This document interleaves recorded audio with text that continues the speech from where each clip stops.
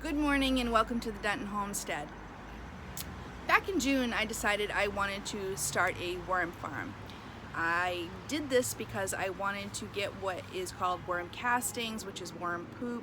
It's really good for fertilizer. And if you've been following us for any length of time, you know that we are trying to get our red clay to turn into soil so that we can actually grow things without the struggle that we have, without having to, we don't want to purchase chemical fertilizers. We were trying to do this as natural as possible. I mean, we're in no way would be considered certified organic, but we're doing what we can with what we have to work with. So we're not deliberately putting chemicals on anything. And worm castings just sounded like a neat little project I could start. So what I did is I watched a bunch of videos, and I went to eBay and I bought a quarter pound of red wiggler worms, which is what most people use for worm castings. I bought a quarter pound. I did not buy any coconut coir or the peat moss. Using peat moss is very controversial because it destroys the forests in Canada where they mainly get it from. I didn't want to spend a ton of money, so I didn't do that. I started with a little bit of dirt and then the worms, and then I fed them weekly. And there's things that they really enjoy eating. Squash they really love eating. It's fun picking up something, like put a squash top on top of the soil, and on their worm castings, a mixture of whatever it is, and they would there'd be like tons of them underneath of it. So what I'm going to do now is I'm going to start a new bin for them. I'm going to take them out. I'm going to sift through the worm castings, or what my understanding of the worm castings is, because I still have a lot of questions. It would be really neat to be able to go to workshops for everything that you try to do, because there's so much to learn. But I do the best I can with YouTube University. This time around, I did buy some coco coir. I don't remember if I got this from eBay or from Amazon, but there's 4 blocks in here. When I soak it in water, it'll get 8 times the size. So I'm not going to be starting off with any dirt except for what is maybe stuck to the worms when I take them out. So my first step, what I'm going to do is I'm going to get this soaking so it's moist, and I have something to put into the new bin, and have the worms be able to start their process all over again. And we'll see what we got for worm castings. This is what the block of coco coir looks like, and I have a bin down below me where I have got about 1.5 inches of water. I also have brought more water out in case that's just not enough. I have never done this before, so I don't know how this is going to work out. We'll find out together. So while that is soaking up the water and doing its thing, I'm going to go ahead and start sifting and separating the worms out from what I believe is the worm castings. This is what the worm bin looks like at this point. I've got little plants that have been growing inside, and the different things that I have fed them. So I'm just going to take things out and start sifting it, and if it looks like worm castings, I'll be putting them into a separate container to store and get the worms ready for the new digs. So what I'm doing right now is I am pouring the contents of the worm farm onto a screen that Rick made me to sift compost with. It's about 1/2 inch screen, and I'm picking out the worms as I go so I can separate them out, and just kind of trying to let the other things fall. Some of these worms are very small, so I know that they've been procreating. It'd be interesting to see how many more worms I have now after 3 months than when I started out.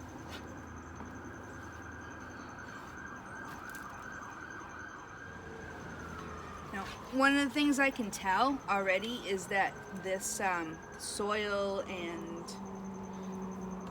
mostly casting mixture, because there's a lot more in here than what I started with the soil, is wetter than what it should be. You can tell that just by working with it. I have not added any water to it, so I'm not sure why that is, just the humidity or the moisture from their pee as well as their poop. Like I said, this is the first time I've done this, so I have no experience. If anybody that's listening to this, watching this, has any ideas, any tips or tricks, love to hear it, because I'm still trying to learn stuff. You can tell this is going to be a long process, pulling all these up, because the worms want to wrap themselves around all the wire.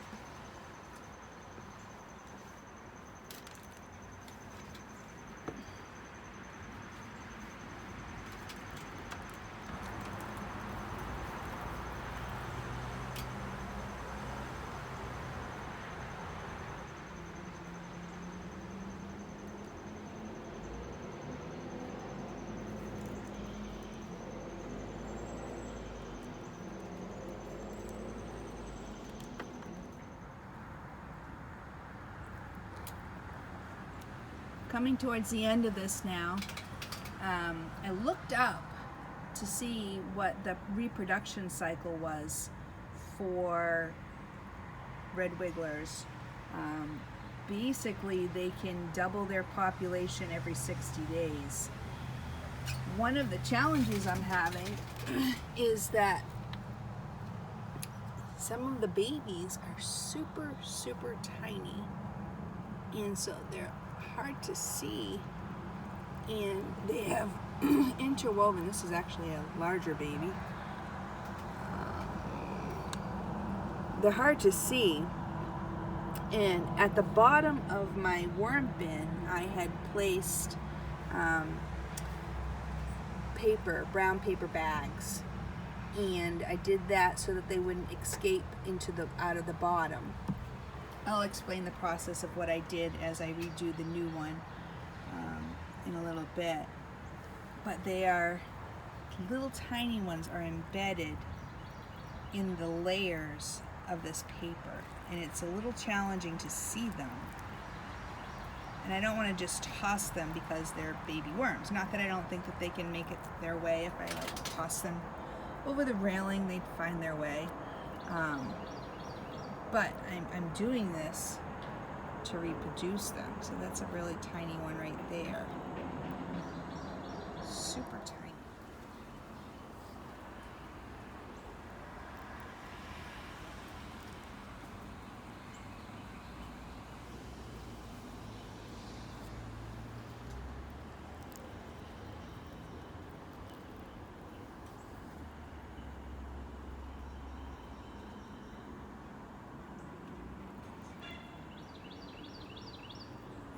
They're so tiny, it's hard to keep track of where they are. I keep thinking I'm flinging it into the little bucket that I have here where I put the worms, and then I notice it's still on my hand because it's so tiny. I don't even feel it. So look, there's one on my nail.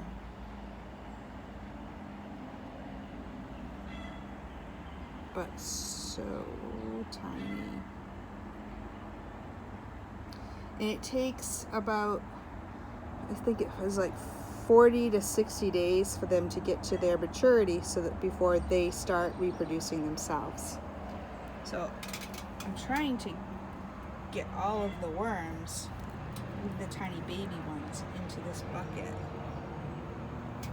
So as I said at the start, I think that my moisture level was too much in the tub, and it didn't inhibit anything, except for it's really kind of a pain to separate the worms from the castings, from the paper that I had at the bottom of the bin that had the holes in it, which I'll go into and show later when I put together the new digs for them. But I think actually it would benefit for me to take a break right now, go have lunch with Dad, and what I'm thinking is if I try and secure it so that they are not crawling out, keep the dogs away from it while I'm gone for an hour or so. I think it might benefit to have some air. It's like, I want to say it's probably almost 70. It's a nice day. It had been raining for the last 2 days. That might be where a lot of the moisture has come from. Just the moisture from the air. So I think what I'm going to do is just kind of like button it up for right now. Let some air get at it. Keep them safe from the dogs, because it would really stink to come back and find out that my dogs ate all my worms. And then go from there, resift. Maybe some of the paper won't be as dry. I'm peeling layers of paper. I put like several paper bags down, so there's different layers, and they're all mushed together, and as I pull the layers apart, I'm finding all these little baby worms inside of them, really tiny ones. And it's just, I want to get those because I want them to grow to maturity and just keep doing what they're doing. So I think I'm just going to take a break right now and come back at it later. So I've been at this for a while now, and I think I'm about wrapped up. Like I said, the worms were giving me, they were so many little tiny worms that I've gotten to the point where I'm just not going to worry about it. When I take the worm castings and put them in a feed bag, like a chicken feed bag, it's sort of breathable. But if I tie it up good, they shouldn't be, the castings should be just fine. And if there's baby worms in there and they want to reproduce, that's fine. That's going to be good for the garden, the plants that I put them on when I use it. I did end up with a lot of liquid at the bottom of the bin. Probably close to half a gallon, which I think is more than what I should. And I think it's just because it's been so humid, it's been raining so much, is why I have so much of it. So I'm gonna go ahead and bag up the castings and then get started on setting up the new worm bin. The first thing I've done is I have an old tote with no holes in it. And I put 2 bricks in it to lift it up so that when I put the second tote in that has holes in it, it lifts it up, and that's where all the excess liquid can drain. Inside that tote, I have put a second tote that is now resting on the bricks, and there's a lot of holes at the bottom of the tote, and that's the drain holes for the liquid, the excess liquid, to get out. Now when I put the coconut core in, which I have been soaking, and now is done. Next step, I put a couple of sheets of newspaper down at the bottom to block the holes, so that the worms don't, well, they're going, some of them are going to anyway, but less likely to get through the holes and then drown in their urine. And then I'm gonna follow up with placing paper bags down on top of that, just as an extra layer. I don't buy the newspaper, so I don't have a whole lot of newspaper kicking around.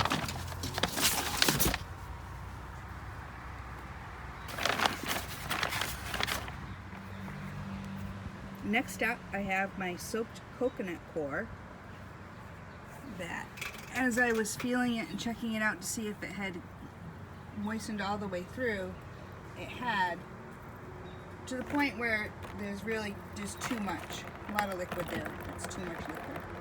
So I'm going to squeeze it all out as I put it in. It's going to be a longer process, but everything today seems to have been taking longer than it should have. So I'll just go with it.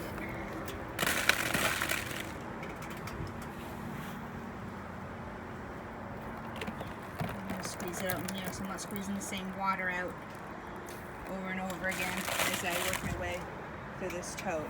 I'm going to go ahead and get that done, and we'll check back after. So all the coconut core has been strained. That's all the excess water, so it's a good thing I squeezed it all out. Otherwise I would have started with a problem instead of just ending with more of an issue.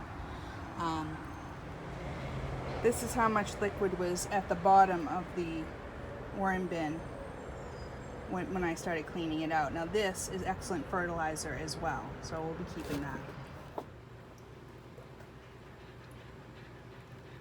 I looked up on eBay a couple days ago to see how much I had actually purchased, and it was 1/4 pound, so 4 ounces of worms. And they came much like this.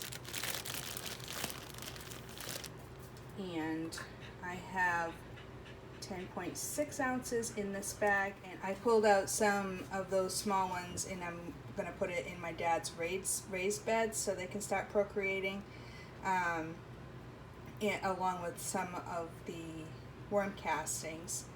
So I started off with 4 ounces. I got 10.6. I know it's in excess of that, but it didn't cost me, other than the initial startup costs, it didn't cost me anything. I did buy the coconut core, but I can change the worm bins 3 more times because I got 4 bricks, and that was more than enough. Now it's time to return the worms to their new setup.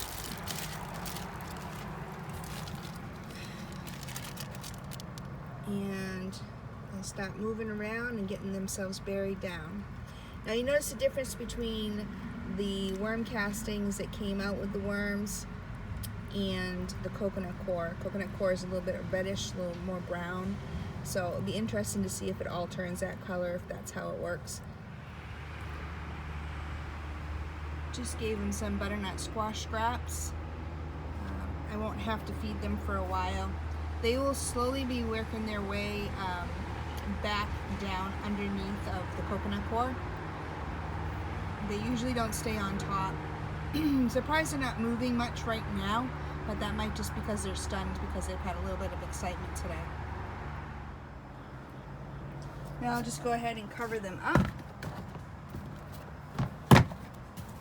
And I have this thing that I've just been putting on top, make sure the wind doesn't take it, because we did have a windy storm a few weeks back and the cover blew off. And we'll check back in a little while and see if they've all moved underground. So it's been a little over 2 hours since I put the cover on the lid of the worm bin, and let's just see if they all burrowed under.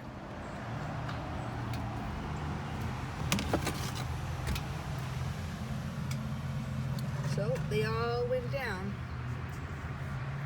Oftentimes, see if I can do this, don't get my fingers in the way, when I